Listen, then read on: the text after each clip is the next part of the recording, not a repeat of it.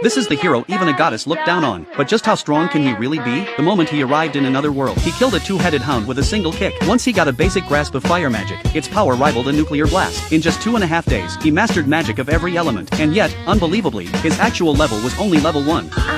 よかったら他の魔法の呪文もまとめておきましょうか That day, just as the protagonist pulled out his study materials and sat down, he suddenly found himself in a strange, otherworldly space. A man who called himself the Moon God appeared, and told him he was being taken to another world. It turned out that the protagonist's parents had come here by signing a contract with a goddess. The condition was simple. One day, they would have to offer up the thing they cherished most. The protagonist quickly realized his parents had sold him out. Still, he didn't feel any hatred when he realized that if he refused, his 2 older sisters would be next. He accepted his fate. He did ask the Moon God for one favor. Before he could even finish speaking, the Moon God had already guessed it. He told him not to worry. He would take care of the study materials back home. He even gifted the protagonist a small portion of divine power. Soon after, the goddess herself sent him to the other world. This world was being ravaged by demon races, and it needed a hero to save humanity. But after taking just one look at him, the goddess instantly regretted it.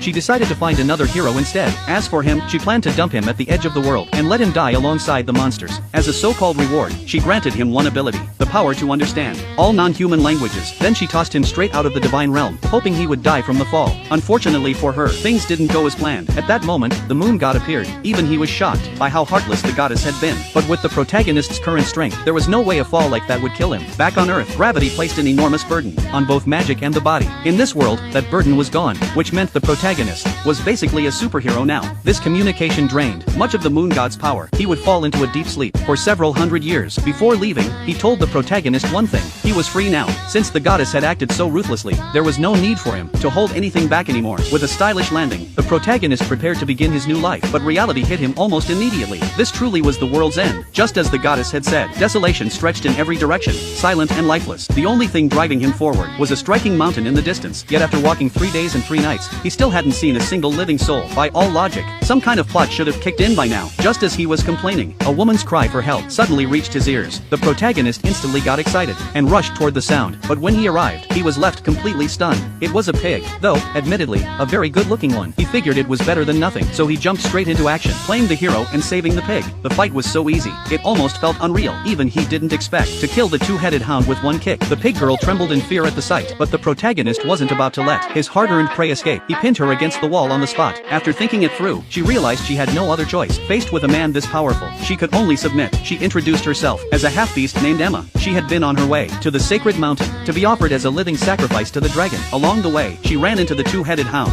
If not for the protagonist saving her, there would have been no sacrifice, and the dragon